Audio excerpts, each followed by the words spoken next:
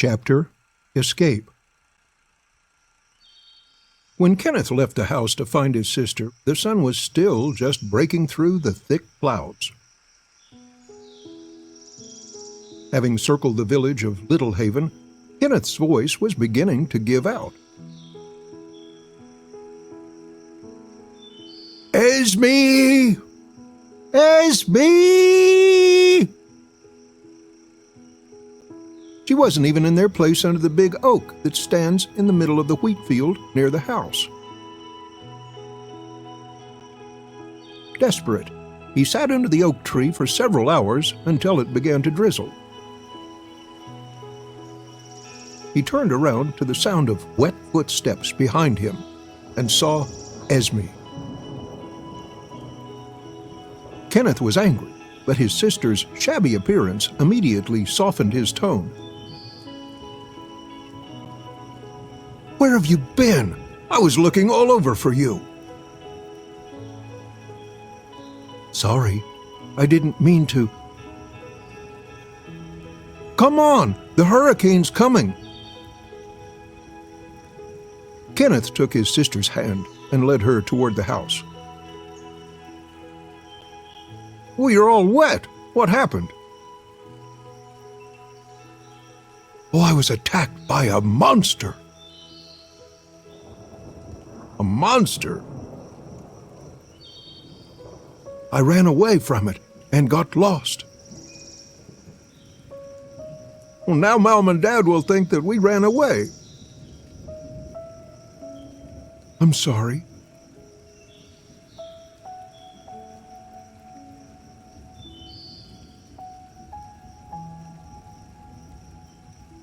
"No need to apologize. Just don't do it again." "But You're too old for these fairy tales." "You're the one in denial." Esme was soaking wet, and her small steps were accompanied by squelching sounds. Kenneth stopped and helped Esme pour the water out of her boots. "How did you get so much water in there?" "I don't know." After wrapping her in his jacket, Kenneth rushed down the washed-away trail to the house. "Thanks." The way home was riddled with fear of the impending punishment, along with squelching boot noises. "Well, it's a good thing that Grandma doesn't know, or who knows what she might think up." "I agree. Grandma always has some story in her head." 5 minutes late, and she already imagines a pack of angry dogs or bandits attacking you. Or that you tripped over a rock in the woods and fell unconscious, face first, into an anthill. This conversation lifted their spirits. "When is Grandma coming?"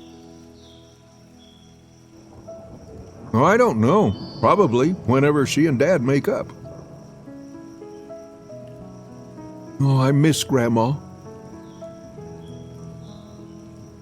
A heavy silence fell, but it didn't last long. "Do you remember Baloo?" With those words, it was as if she had stabbed Kenneth between the ribs. He remembered. That was the name of the dog the Murphy family had buried a couple of years ago. Kenneth was very fond of Baloo, and his death really hit him hard. And then, for a few months, he slept hugging his old collar. At first, Kenneth could burst into tears at any time, so that even the other side of the pillow wasn't always dry.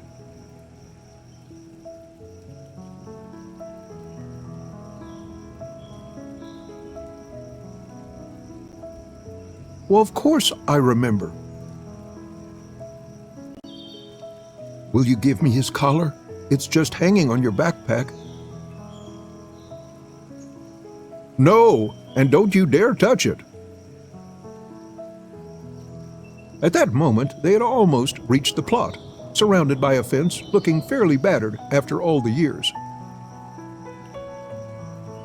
As soon as they crossed it, something frightened Esme. She froze, pointing her finger toward the shed at the pier. Oh, hear that?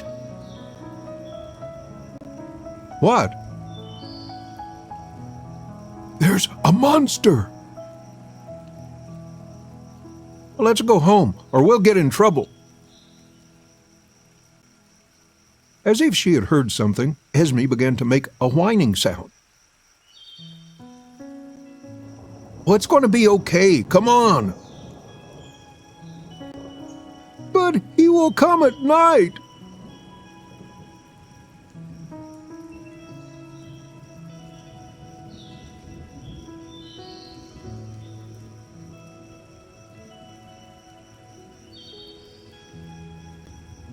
We'll make sure there aren't any monsters and go home, okay?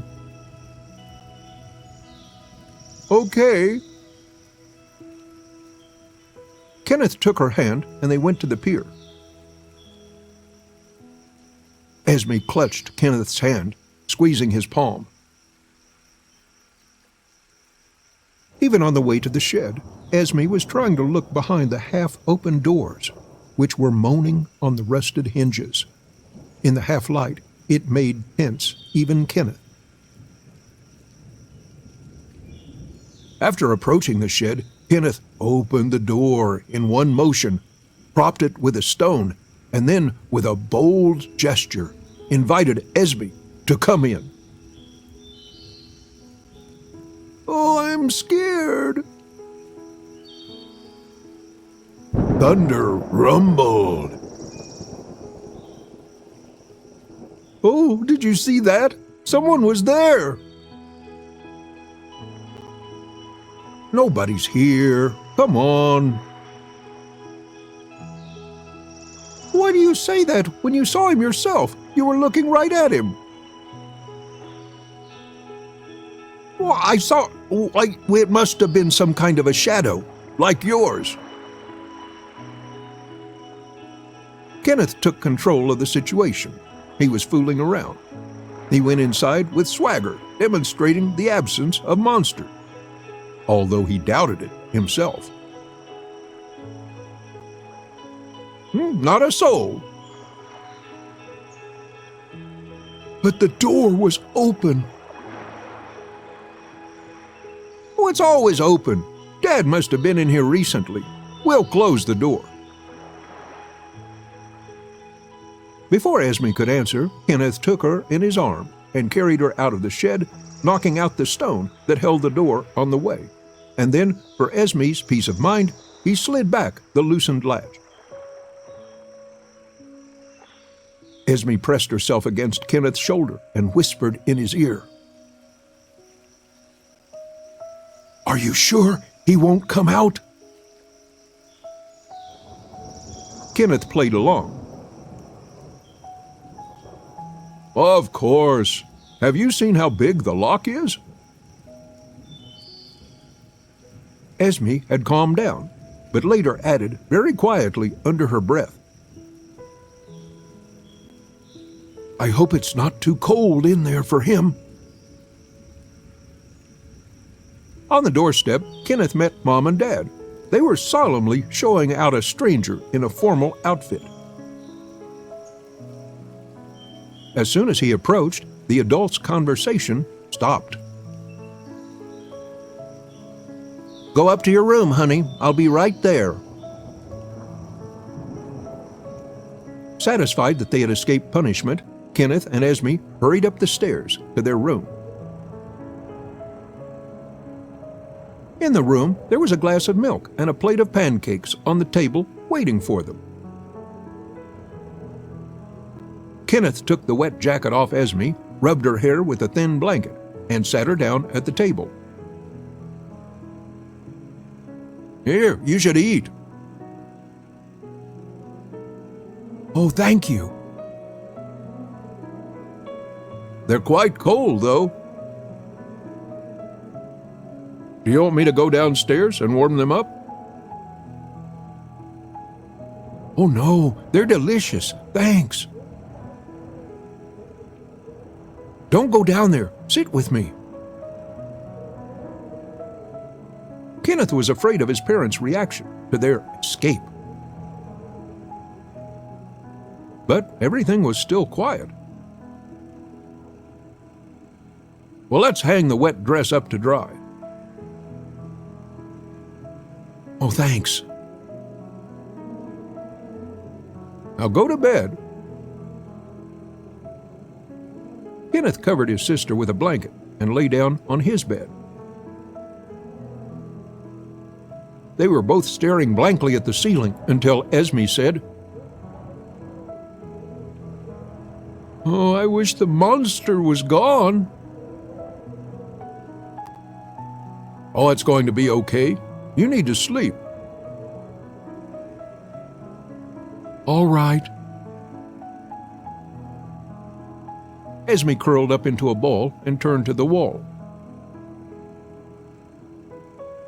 There was an awkward knock at the door, followed by the equally awkward mother's tone.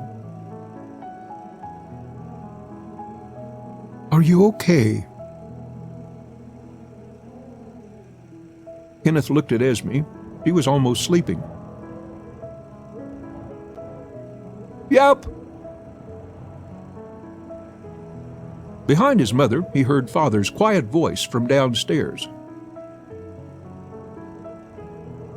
"Oh, don't wake him up." "Good night." The door closed. Esme rustled in bed and turned to Kenneth.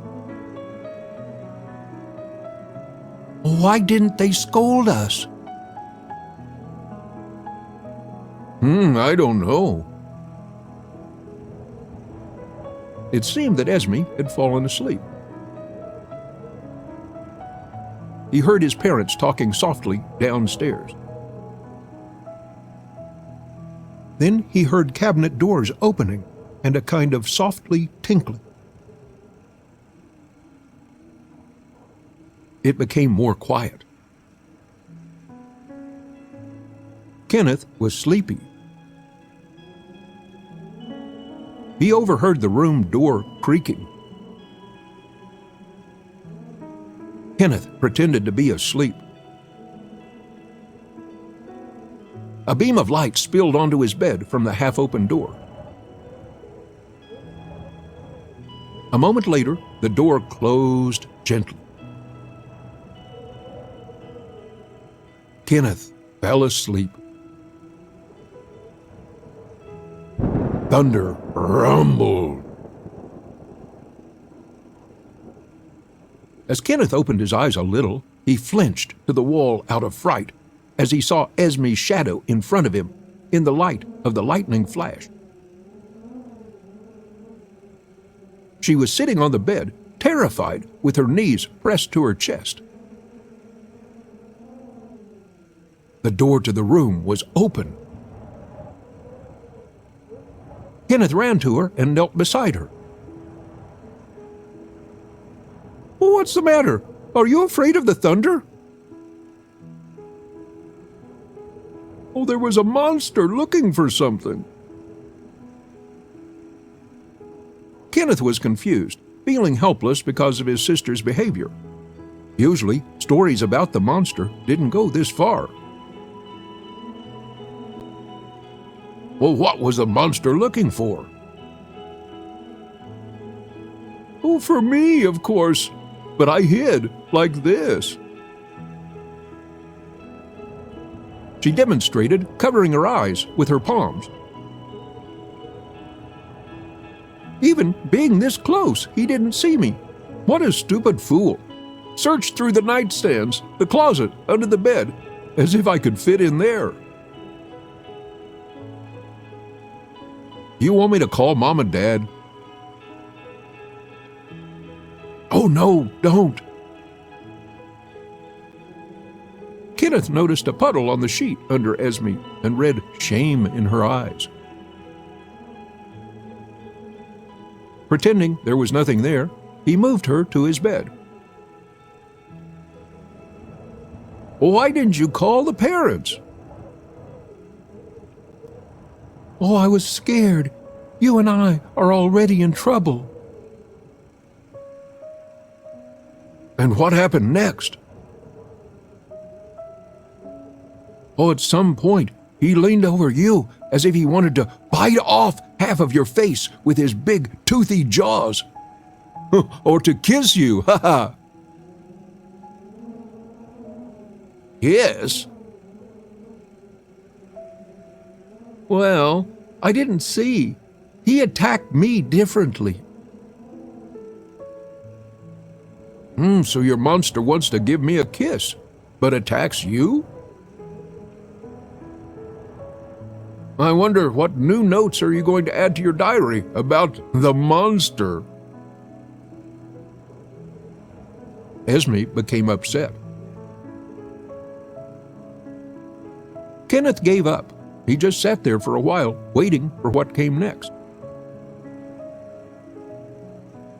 Esme ran to her bed, lifted the corner of the mattress briskly, took out her diary, and put it in Kenneth's hands, as if trying to convince him of something. Kenneth knew about the diary, but Esme always kept it to herself. The book looked worn out, and at the same time, girly neat. Kenneth carefully held the diary in his hands, appreciating Esme's trust. "A bow knot. Well done," Kenneth thought, keeping all jokes to himself for the time being. "Oh, read." "Maybe later?" He put the diary on his nightstand. "Oh, you won't laugh, will you?" Esme asked, as if she regretted giving away her personal diary. "Oh, of course not." "And don't tell anyone." Esme sat in front of Kenneth with glowing eyes and seemed not to even think about going to sleep. While Kenneth was wondering how to calm Esme down, she continued the conversation first. "Why, have you ever seen it?" "Oh, the monster?" "Yep."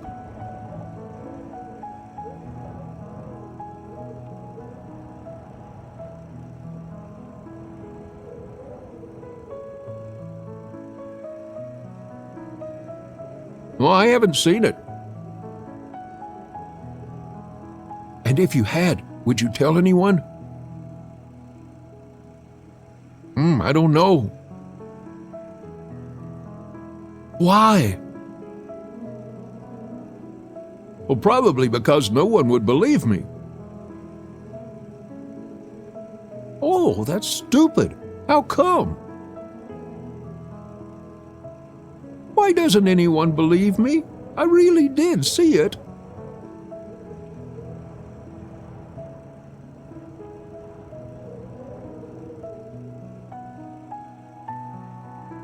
"Well, I believe you."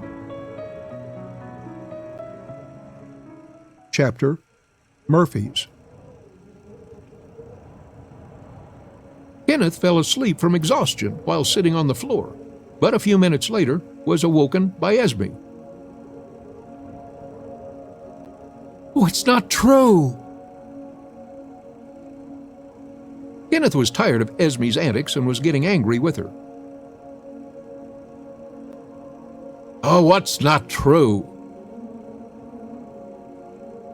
"Well, it's not true that no one saw him. I saw drawings of him in the attic." "What drawings?" "Well, the same as in my diary." "Well, what could that mean?" Esme defiantly folded her arms and frowned. "And now wait, how did you get into the attic? It's never been opened." "Well, I was careful." "Where did you get the key?" Esme handed him Dad's set of keys. "What have you done? Where'd you get them? Dad will be furious." "Well, I got them from his closet while you were sleeping." They heard a noise coming from the shed at the pier. Esme didn't waste time and expressed the most expected thing. "Oh, it's a monster!" "We were there and found nobody." "Oh, I saw it out the window. It's there again." Behind the door, they heard their father's rapid footsteps. He ran into the parents' bedroom, which was right next to their room. Kenneth was peeping through the half-open door. Dad took out a hunting rifle and ran down the stairs, slamming the front door behind him. It seemed he was drunk. Kenneth slipped out to the door of the attic and began picking out the right key.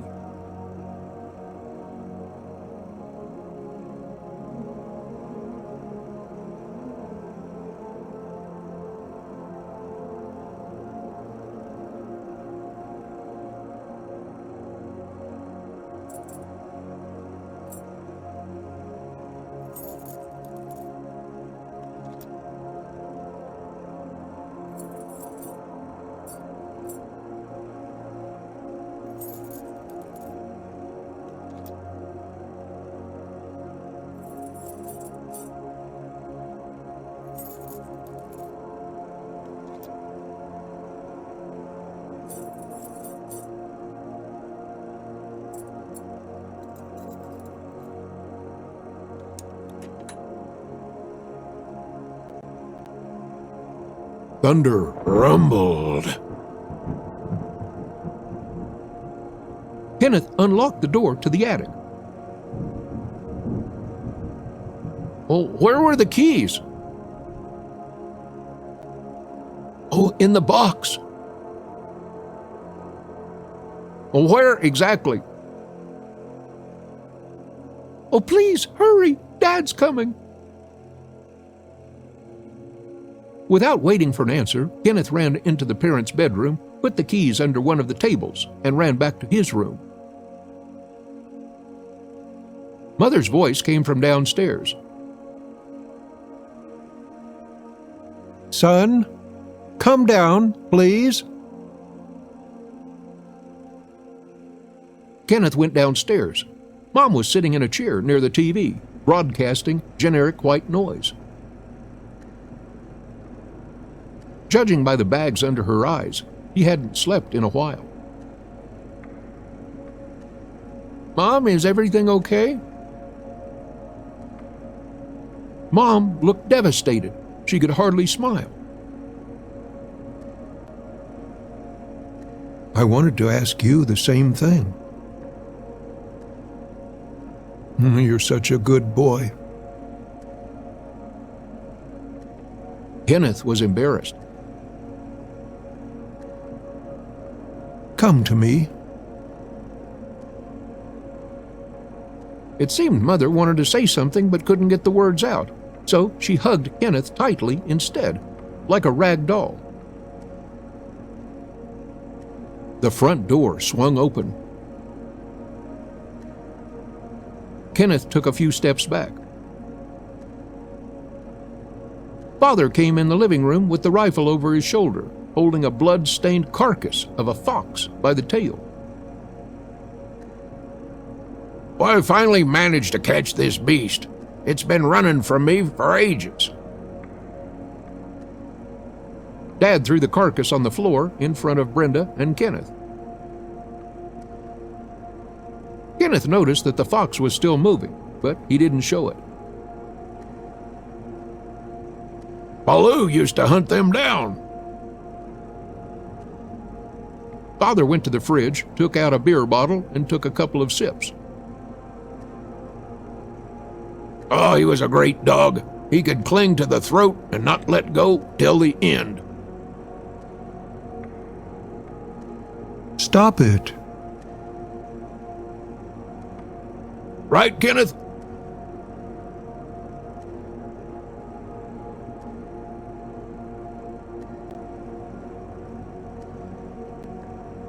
Well, I think the fox is still alive. Father threw down an appraising look. Yeah, you're right. He grabbed the fox and took it outside. Follow me. Kenneth had seen the carcasses of dead animals brought from the hunt, but now he was uneasy. Father went to the shed, turned on the light near it, and took out a rope. He tied one end of the rope to some fitment, and on the other made a noose that threw on a paw of the wounded fox. Father handed Kenneth the rifle. Oh, what for?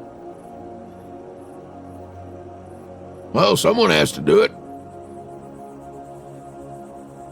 Why don't you just let it go? Oh, it's a goner. Look. You're just going to ease its suffering. Kenneth looked at the barely alive fox that was gnawing its tied-up paw. Father handed the rifle to Kenneth and put his finger on the trigger. You see the scars on its side? Where do you think they came from? Well, I don't know. Now, Baloo did them while defending our land, but this dirty rat clung to his throat. Avenge Baloo! Shoot! Kenneth suddenly became filled with anger. He aimed, but immediately put the rifle down. I won't do it. Father took the rifle, put it back on his shoulder, and went into the shed. He came out with a knife and went to the fox, then bent over it, muttering something under his breath. Easy, easy. A moment later, the fox ran away into the darkness, and Father had a cut noose and a small bite on his hand. Well, I tried to do what's best. I thought it'd make you feel better, you know? Kenneth was silent. Death happens every moment. There's no escape. You have to learn to let it go, not to live in the past, but to see the present. Otherwise, the past will haunt you for the rest of your life, until the last day. It will devour you, piece by piece. Kenneth remembered Baloo, but kept it together, listening to his father's drunken monologue. Are you listening? Yes. This world was killing me, and then I went to war, taking revenge on the world, but it gave me nothing. This world will show no mercy, and if you can't accept that, it'll throw you high into the sky, and then it'll smash you into the ground with all its might. And this will continue forever.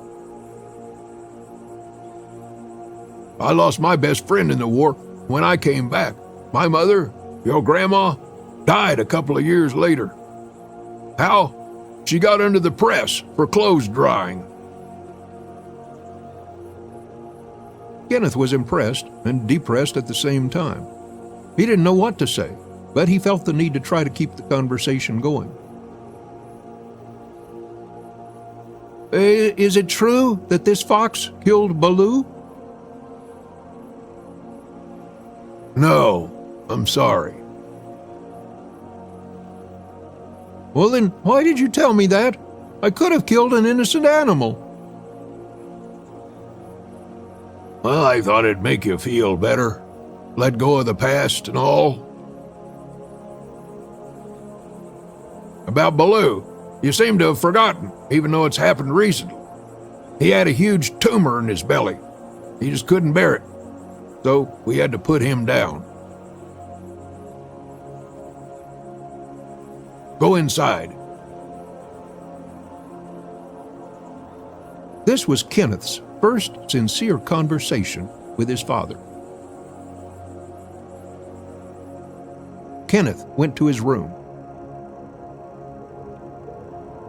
After entering the room, Kenneth saw Esme sitting on the floor and staring aimlessly out the window. Can't sleep? Kenneth sat down next to her. Nope. Why aren't you sleeping? Yeah, I can't either. Did the fox run away? Well, how did you know about it? Oh, I peeked out the window. I did. Pity. About the fox? The fox too. Who are you talking about? Poor Dad. Why pity him? I don't know. He's always so grumpy and angry. Esme was about to cry. I wouldn't want to be angry and sad. Poor Mom. And poor you. Poor everyone. Esme burst into tears. Kenneth rushed to hug her. Oh, it's okay. Don't cry. But why is he so angry? How come?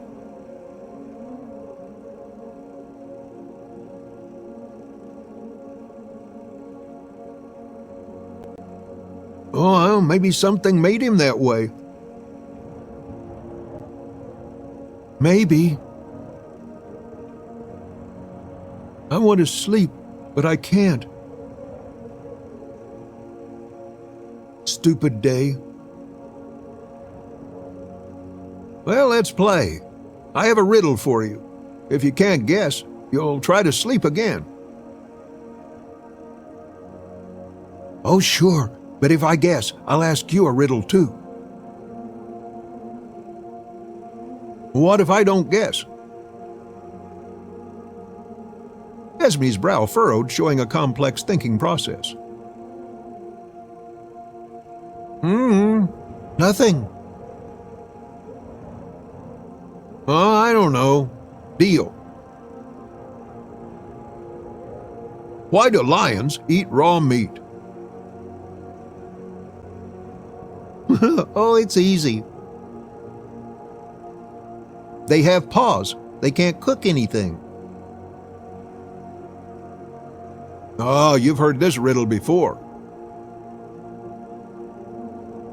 Now it's your turn. Sad and beautiful, but not me. Oh, is that your riddle? Yes, it is. Answer me.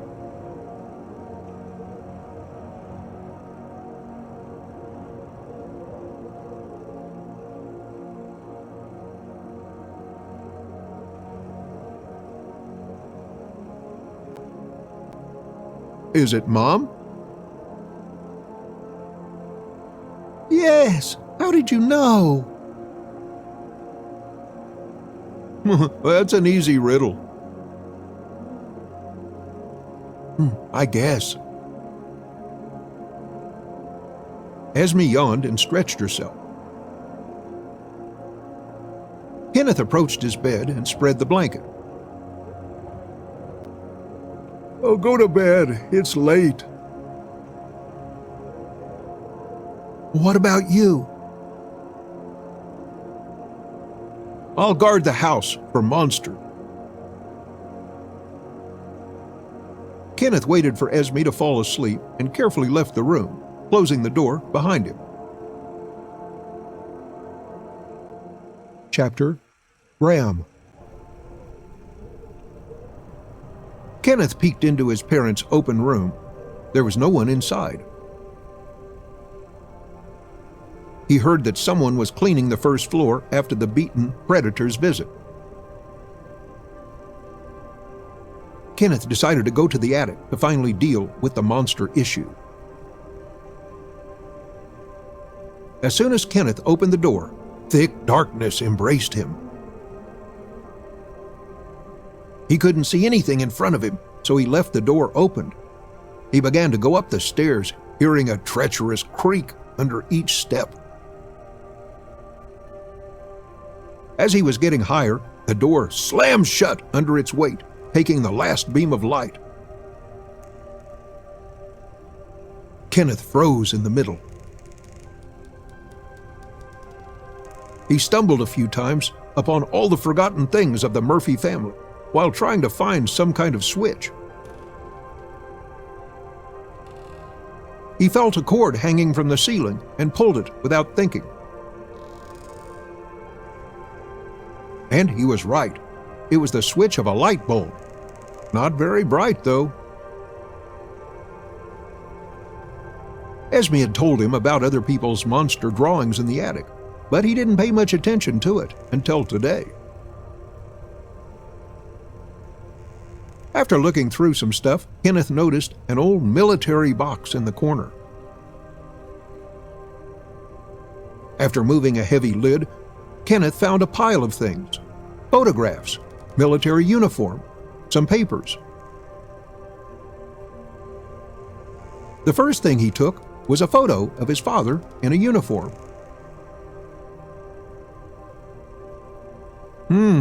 He seems happier here than in real life. At the back of the frame, Kenneth noticed some inscriptions behind the broken piece of plywood holding the photo.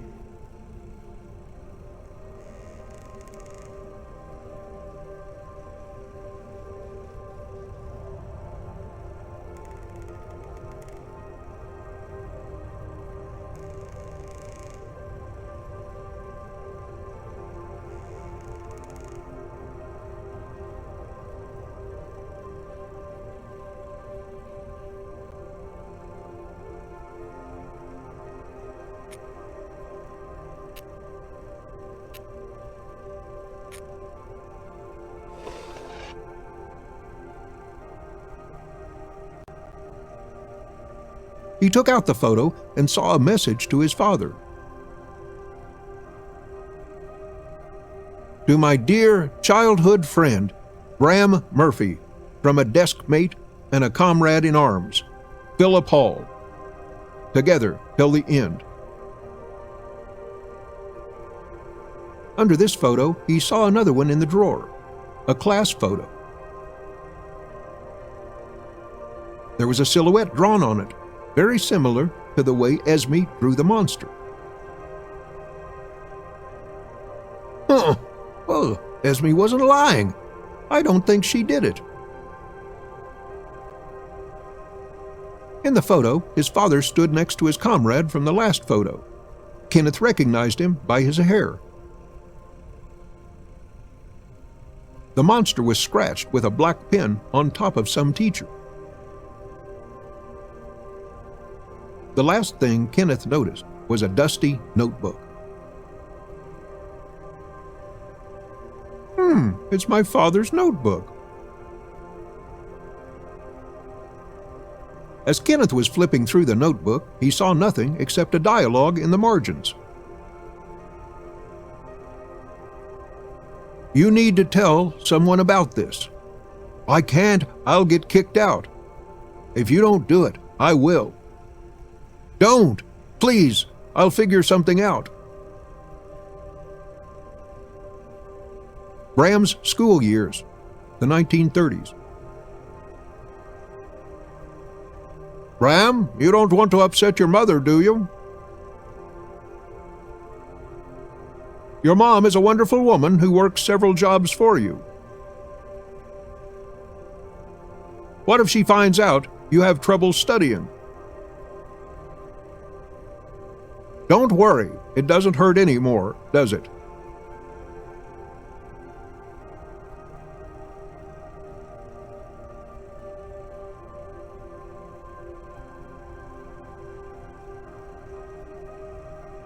The door slammed shut behind Kenneth. He turned around and saw his father. Put everything back and close the drawer. Frightened, Kenneth followed the instructions, despite things slipping out of his hands. I'm sorry. Dad was standing there keeping Kenneth out of the way. What were you doing here? I was looking for a monster. Bram pulled an old wooden chair out of the darkness and sat down in front of Kenneth. You don't believe this nonsense, do you? What about you? What are you talking about? Well, you drew the same monster as Esme. Bram was a little confused, but tried not to show it. How do you know? Did you go through my stuff? Esme told me there was a monster in the attic, just like the one in her diary. What, this diary? He showed Kenneth Esme's diary. Well, where did you get it? It's not yours. Well, didn't you think that the drawings in the attic could be hers? I did. That's why I came to make sure. And it's not her monster. No, but whose then?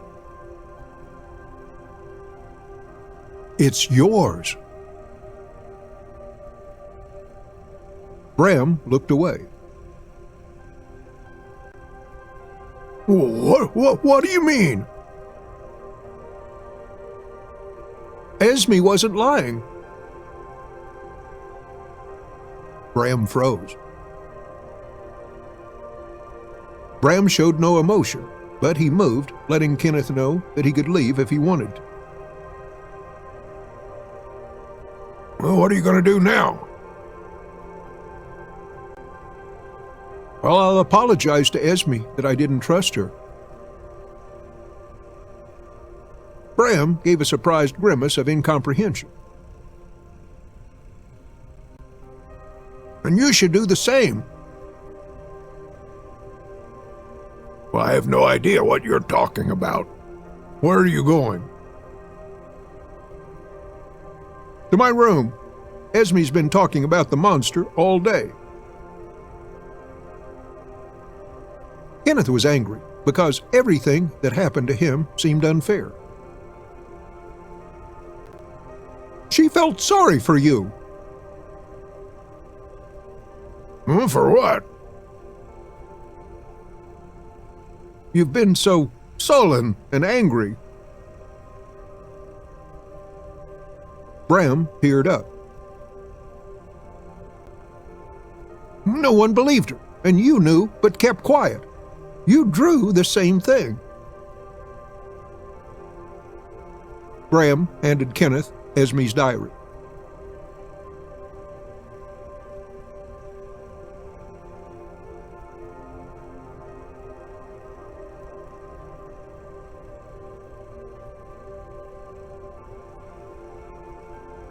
Kenneth snatched the diary from his father's hands. Esme entrusted this diary to me. You won't get it. Kenneth left the attic angrily and headed to Esme to tell her everything. He approached Esme's bed and saw her asleep. Kenneth sat on the floor, leaning on her bed. Kenneth fell asleep. He woke up to a light patting on the shoulder. Wake up, big guy. Kenneth saw his father ready to go somewhere. Forgive me. Kenneth looked around the room but did not find Esme. For what? And where's Esme? Now listen to me. Listen carefully. Esme's gone. He's not coming. You have to accept that. My whole life was making me do terrible things. I couldn't stop. Bram reached into his pockets. He took Kenneth's hand and put a military medal for valor in it. I don't deserve this medal. Now I'm giving it to you. Bram reached into his pocket once again, took out the house keys, and handed them to Kenneth. Now, you're the head of the family now. Don't let anyone near you, your house, or your mother. No one who looks anything like me. Bram pointed to his gloomy, bristly face, although it was unlikely he was referring to appearance. I've already talked to your mom. Take care of her. A howl of police sirens was coming. I've got to go. Stay in the house until I'm gone. Mother appeared in the doorway. Her eyes were empty. She and his father, emotionally devastated, looked at each other, but his father did not deviate from his plan and walked out of the house. Kenneth and his mother were looking out the window. Bram Murphy, hands up! Bram put his hands behind his head, but he didn't stop. Take me away, then go to them. The police car with Bram was driving away until it completely disappeared. The uniformed men approached the Murphy house. They knocked on the front door. Mom tried to open the door, but Kenneth held her hand. There could be monsters. Kenneth showed his mom a set of keys. I'll open it.